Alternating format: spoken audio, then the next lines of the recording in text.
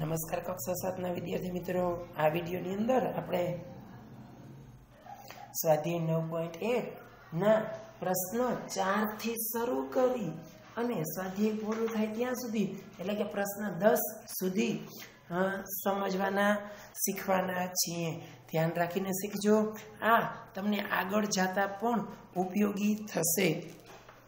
પહેલો ચોથો પ્રશ્ન છે, સંખ્યા રેખા દોરો અને નીચે આપેલી સમય સંખ્યાનું તેના પર નિરૂપણ કરો।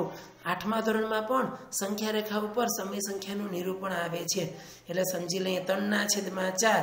તો પહેલા તો સંખ્યા રેખા દોરી, સરખા કાપા કરવાના, એ તો તમને ખબર જ છે, એ છે।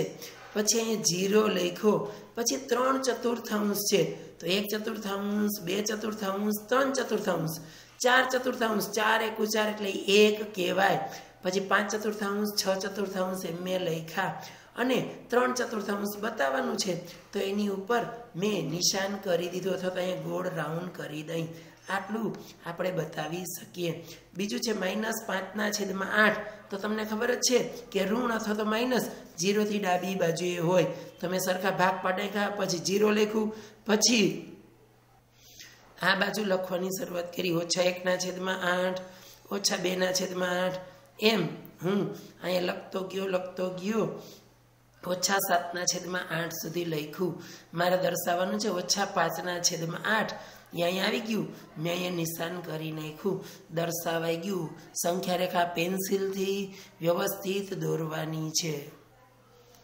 એના પછીનો પ્રશ્ન છે ત્રીજો, -7/4।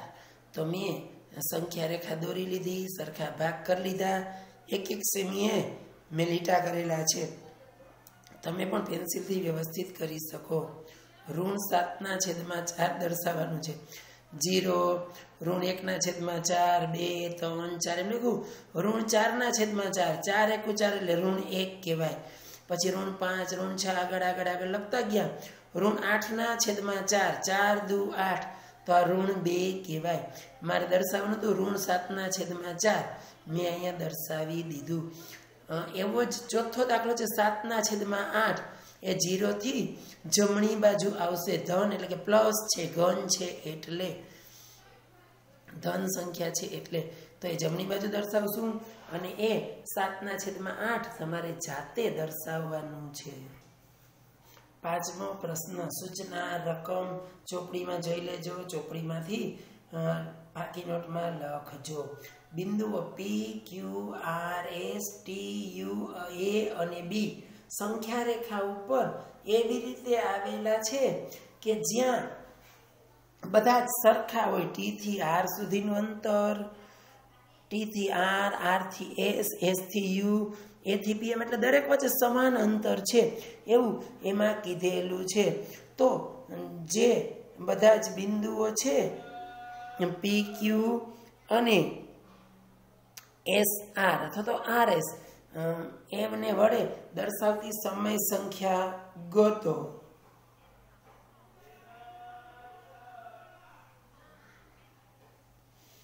આ સંખ્યા તમારે ગોતવાની છે, તો કઈ સંખ્યા એમની વચ્ચે હશે એ જરાક આપણે જોવાનું છે।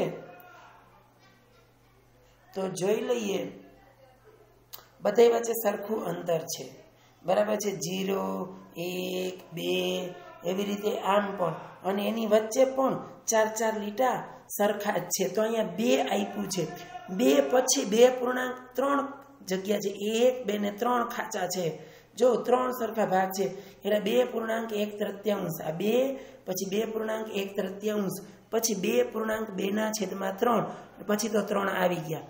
આને બીજી પણ રીત દર્શાવી શકાય, અહીંથી આપણે 1 ગણી, 1/3, 2, 3, 4, 5, 6, 7/3, તો કેમ ખબર પડે? તો 3 દુ 6 ને 1 7, 7/3, અહીંયા 8/3 એ પણ લખી શકો છો અશુદ્ધ, અને આ મિશ્ર પણ લખી શકો છો।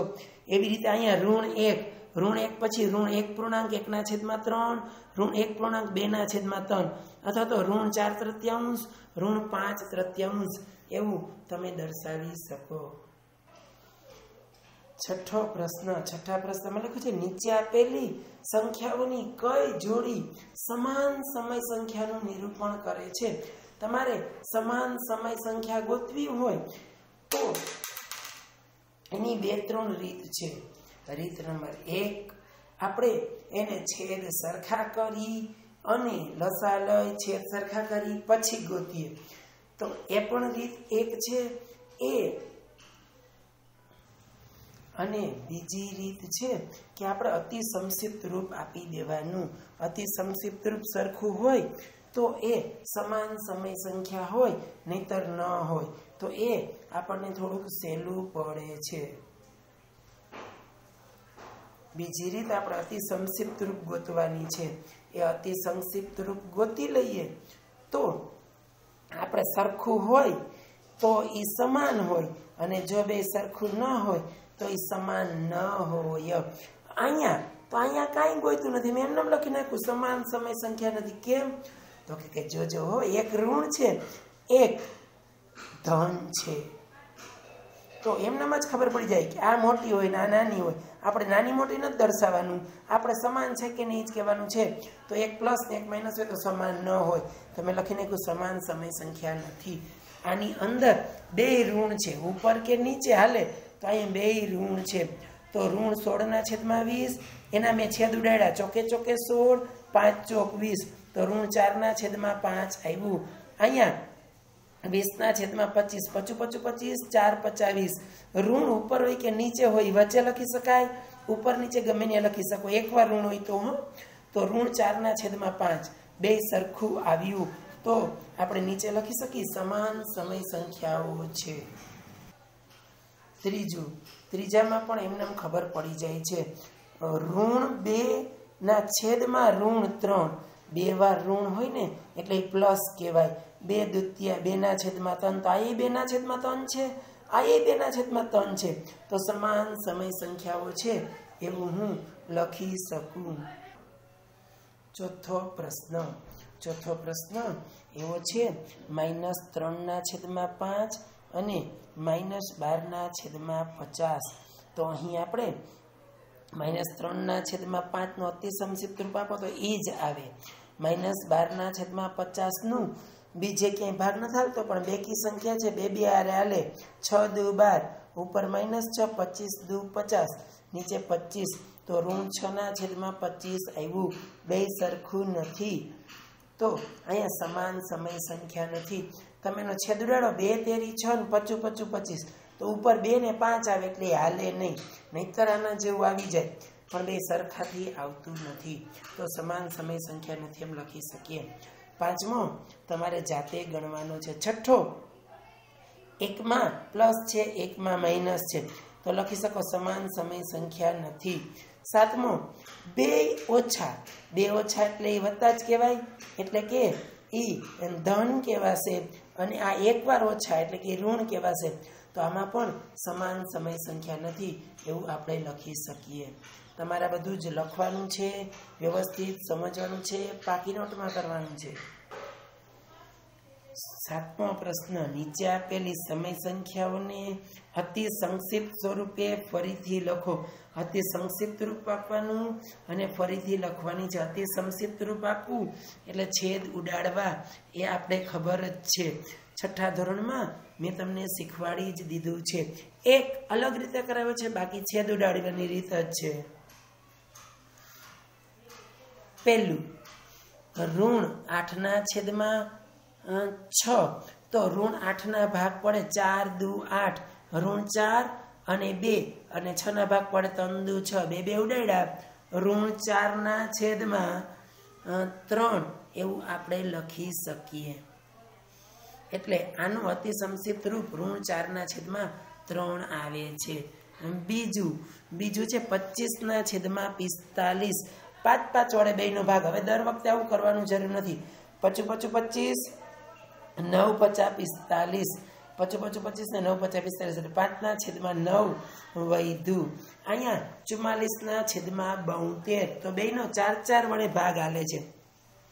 11 ચોક 44, 18 ચોક 72, 11 ચોક ને 18 ચોક, તો 11 44 ઋણ હતા એટલે 11 ઋણ વધે, ઋણ 11/18 આવી રીતે ચોથો દાખલો તમારે જાતે ગણવાનો છે। ઋણ 8/10 એમાં આપેલું છે એ 8મો પ્રશ્ન છે એ મેં તમને ચોપડીમાં જ કરાવી દીધો છે। ચોપડીમાં નાના મોટા કે બરાબરથી યોગ્ય સંકેતથી ખાલી જગ્યા પૂરવાની છે। તો પહેલું આપણે ખબર જ છે આ ઋણ છે અને આ ઘન છે, તો ધન છે, તો ધન એ મોટું હોય ઋણ કરતા, તો આ મોટું કરી નાખ્યું, આને નાનકડું કરી નાખ્યું। અહીંયા કેમ ખબર પડશે? તો મેં તમને શોર્ટકટ રીત આપી હતી, ક્રોસ ગુણાકાર 7 ચોક 28 ઓછા 28 પચું 25 ઓછા 25, તો ઓછા 25 કરતા ઓછા 28 નાનકડા કહેવાય, ઋણમાં ઉલટું હોય। ધનમાં આપણને 28 મોટા હોય 25 નાનકડા હોય, પણ એ ઋણ 28 નાનકડા કહેવાય, ઋણ 25 મોટા કહેવાય, તો આ નાનકડા અને આ મોટા લખ્યા। અહીંયા તમે જોવો છો તો 7 દુ 14 8 દુ 16 આનો જ સમ અપૂર્ણાંક છે, 7 દુ 14 8 દુ 16, તો એ બે સરખું જ હોય। તો તમને કેમ કે આ રીતે આપણે ખબર ના પડે તો ક્રોસ ગુણાકાર કરો, 16 સત્તા અને 18 14 18 બે સરખું જ આવશે, તો એની વચ્ચે આપણે બરાબર મૂકી શકીએ। બીજું અહીંયા પણ ક્રોસ ગુણાકાર 8 ચોક 32 ઓછા 32 અને 7 5 35 ઓછા 35, એક જગ્યાએ ઓછા 35 આવ્યું, એક જગ્યાએ ઓછા 32 આવ્યું, તો ઋણમાં ઉલટું હોય તો ઋણ 32 ઓછા 32 એ મોટું કહેવાય, એટલે આને મોટું આપી નાખ્યું। અહીંયા તમને ખાલી જગ્યા જ પૂરવાની છે, એટલે આ શોર્ટ રીત કરી શકો।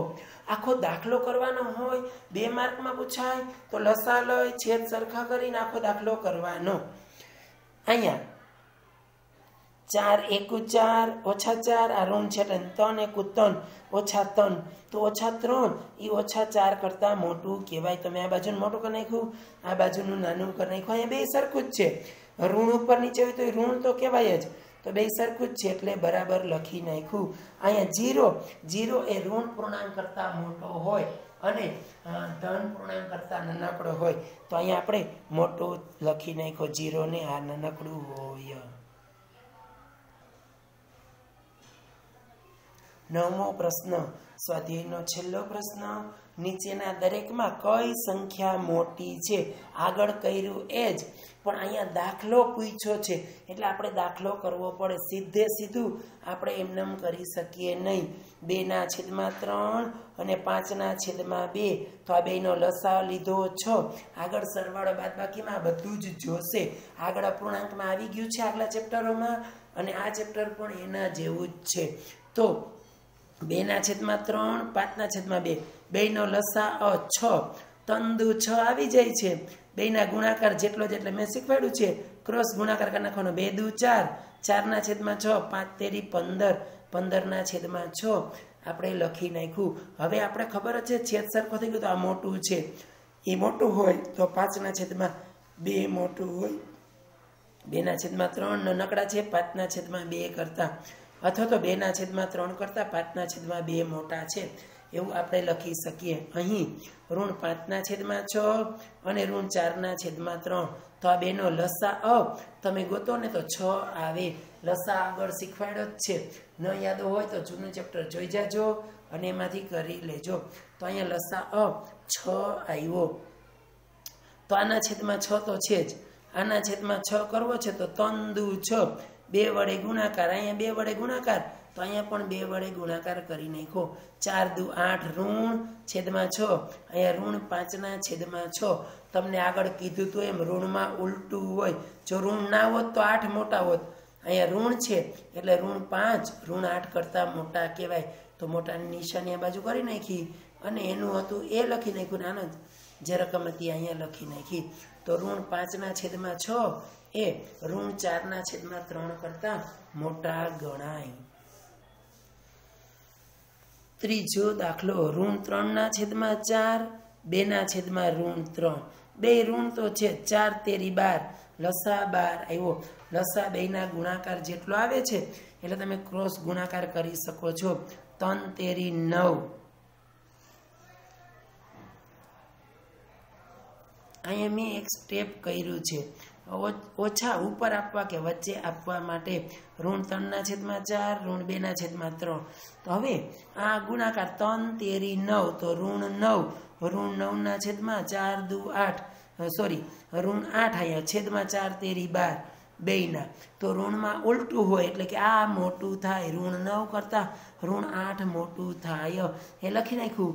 અહીંયા બેયની રકમ લખી નાખી. તો આ 2/3 એ -3/4 કરતાં મોટા છે એવું આપણે બતાવી દીધું. ચોથો પ્રશ્ન છે એ તમારે સાવ સહેલો છે, એમનેમ થઈ જશે કેમ કે અહીંયા ઋણ છે અને અહીંયા ધન છે. તો આપણે ધન એ ઋણ કરતાં મોટું હોય, બેયનો છેદ સરખો જ છે અને અમે ઋણ કરતાં ધન મોટું હોય આપણે ખબર જ છે, તો એમને લખી શકીએ.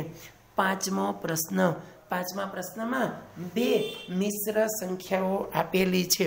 તો મિશ્ર સંખ્યાની સરખામણી ન થાય તો આપણે એને અશુદ્ધમાં ફેરવવું પડે. 7 તેરી 21, 21 ને 2 23, -23/7. અહીંયા 5 તેરી 15, 15 ને 4 19, -19/5. આટલું આપણે લખ્યું. પછી એનો લસા હવે લઈ તો 7 × 5 = 35 આવે. બેના ગુણાકાર જેટલો જ લસા આવ્યો તો ક્રોસ ગુણાકાર કરી નાખવાનો. 23 × 50 115, ઋણ હતા તો -115, 19 × 7 133, ઋણમાં ઉલટું હોય, નાનકડું હોય મોટું હોય તો આપણે આ મોટું છે ને આ નાનકડું છે, બેની રકમ લખી નાખી તો કયું મોટું ને કયું નાનું આપણે ખબર પડી જાય. 9મો પ્રશ્ન છેલ્લો નથી, 10મો પણ એક પ્રશ્ન છે એ છેલ્લો છે. નીચે આપેલી સમય સંખ્યાઓને ચડતા ક્રમમાં લખો. મારે દરેકને ચડતો ક્રમ આપવાનો છે. તો ચડતા ક્રમમાં આપવી એટલે સરખામણી કરવી. તો એના માટે મને છેદ સરખો હોવો જોઈએ. છેદ સરખો છે જ તો હું લખી શકું. ચડતા ક્રમમાં સૌથી નાનકડી પહેલા આવે.